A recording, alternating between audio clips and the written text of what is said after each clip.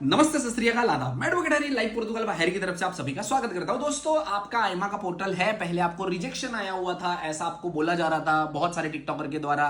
पता नहीं वो लोगों को क्या मजा आता है इसमें पैनिक क्रिएट करने के लिए कि बोलते हैं कि रिजेक्ट हो गए, रिजेक्ट हो गए। मैंने आपको वीडियो डाल के बताया था कि वो रिजेक्ट नहीं हुआ है, वो सब्जेक्ट टू रिजेक्ट है। उन्होंने आपका जो डिसीजन है, पहले आपको लिख के आता था वहां पे कि your application has been propose for rejection, decision for rejection वाला आया था आपको। अभी मैंने लास्ट टाइम वीडियो डाली हुई थी कि उसमें अभी उनका सीनियर आएगा और चेक करेगा और आपको बताएगा एक्सेप्ट करेगा, रिजेक्ट करेगा। अभी रिजेक्ट नहीं हुआ है, किसी ने मानी नहीं बात। जबरदस्ती लॉयर के पास जाओ, कंसल्टेंसी के पास, आप लोग मस्त पैसा कमवा के देते हो लॉयर को और कंसल्टेंसी को बिना किसी रीजन के। वो भी आपके झूठ को झूठ ही कंटिन्यू करते हैं और आपसे पैसे ले लेते हैं। अभी क्या आपको इसमें से, एक मिनट में शो कर देता हूं, क्या आपको ऐसा लिख के आ रहा है your application has been submitted for a propose rejection decision and has undergone a quality control review for possible reassessment. तो इसका मतलब क्या है? इसका मतलब सिंपल ये है, मैंने आप लोगों को बताया हुआ था कि रिजेक्ट नहीं हुआ है। मैं आईमा ऑफिसर हूं आपके केस का और मेरे पास आपका केस आया, मैं डिसाइड नहीं कर पा रहा हूं कि मुझे रिजेक्ट करना है या एक्सेप्ट करना है। तो मैंने मेरे सुपरवाइजर को, मेरा जो सुपीरियर है उसको भेजा propose for the rejection of the decision. तो मैंने उनको सुपीरियर को बोला। तो अब इसका मतलब क्या है कि वो सुपीरियर आपके डॉक्यूमेंट्स दोबारा चेक कर रहा है और वो चेक करेगा और बाद में फाइनल डिसीजन देगा कि रिजेक्ट हो गया या एक्सेप्ट हो गया। अब क्या आपको इसमें डरने की जरूरत है? नहीं, डरने की जरूरत नहीं है। और अच्छी बात है, कई लोगों का ऑलरेडी ये चेंज होकर अप्रूव हो भी गया है, उनको ये लिख के आ रहा है कि आपका अप्रूव हो गया है। एक दो लोगों ने मुझे बोला कि रिजेक्ट हो गया, जिन लोगों का सिस का प्रॉब्लम था मेरे ख्याल से, ठीक है। अभी भी ऐसा कोई मेजर बंदे लोग नहीं आए हुए जिनका बताया कि सबके रिजेक्ट हो गए।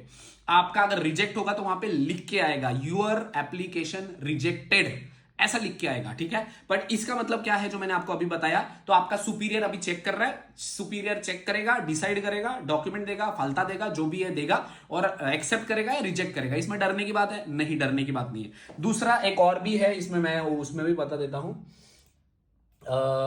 इसमें ये भी लिख के आ रहा है your application awaits decision by आईमा। इसका मतलब क्या है? इसका मतलब भी एक सिंपल सा है कि अगर आपका डॉक्यूमेंट वेरीफाई हो रहे हैं तो अभी तक डिसीजन नहीं लिया गया है कि वो अप्रूव है या रिजेक्ट है, तो इसमें भी डरने की जरूरत नहीं। आपको कुल मिला के अभी के लिए पुर्तगाल में आपका नेशनैलिटी का लॉ हो, आपका पहला कार्ड हो, दूसरा कार्ड हो, फैमिली का है, हर चीज में आपको वेट करना जरूरी है।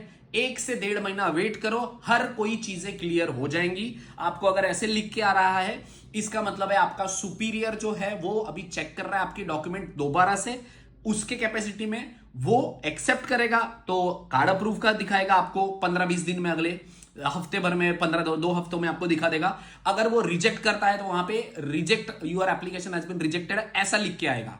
इसके बाद आप क्या कर सकते हैं? अभी डरने की जरूरत है? अभी डरने की जरूरत नहीं है, ठीक है। अभी आपको खाली वेट करना है 1-2 हफ्ता, उसमें आपको क्लियर चीजें हो जाएंगी, ठीक है। किसी लॉयर के पास जाना है, कंसल्टेंसी के पास जाना है? नहीं जाना है, पैसे बर्बाद नहीं करने हैं। पिछली बार भी मैंने वीडियो डाली थी, आपको क्लियर करने की कोशिश की थी। कितने लोग आए मेरे पास, बोलते सर जी हम इनके पास गए थे, फलाना ढिमका के पास गए थे, हमारे 300 यूरो लिए, 200 यूरो लिए, 100 यूरो लिए हमारा रिजेक्शन का कार्ड कढ़वाने के लिए। भाई ऐसा नहीं होता है, कार्ड वार्ड कढ़वाने का सिस्टम नहीं होता है। जब तक वो डिसीजन नहीं लेंगे तो काहे के जा रहे हो आप? मुझे तो मजा आता है आप लोगों को सारी इंफॉर्मेशन जेन्युइनली परफेक्ट तरीके से देने के बाद भी आप जाकर किसी कंसल्टेंसी वालों के पास या किसी लॉयर के पास जाके अपने पैसे बर्बाद करते हो, तो वो आपकी जिंदगी है। चलो आप अपने पैसे बर्बाद कर सकते हो, मुझे कोई प्रॉब्लम नहीं, ठीक है। बट अगर आपको ऐसा आ रहा है तो आप समझ लो कि आपको वेट करना है, बस डरने की जरूरत नहीं है। इसके बाद किसी लोगों को ईमेल रिजेक्शन का आया हुआ है या उनके पोर्टल पे रिजेक्शन का लिखा हुआ है तो भी आप कुछ नहीं कर सकते हो। आप वेट करो जब तक आपको आईमा खुद ईमेल नहीं भेजती, क्योंकि आपको रीजन नहीं पता ना कि किस वजह से है। तो अगर आप लॉयर के पास भी जाओगे तो लॉयर ये नहीं कर पाएगा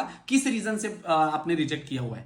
जब आपको आईमा की ईमेल आएगी तब आपको पता चलेगा कि इस रीजन की वजह से किया हुआ है। तो कोई भी लॉयर या कंसल्टेंसी आपको हेल्प कर सकते हैं कार्ड मिलने के लिए, कार्ड नहीं मिलने के लिए। ऐसे ही मैं आपको अपडेट भी देता रहूंगा कि जेन्युइन जो भी रहेगा आपको क्या कर सकता है क्या नहीं कर सकता, बस दैट्स इट। बाकी कोई टेंशन लेने की जरूरत नहीं, ठीक है। रेस्ट अगर इस रिलेटेड कोई इन्फॉर्मेशन या गाइडेंस चाहिए होगी तो वीडियो के नीचे कमेंट कर सकते हैं। Thank you so much.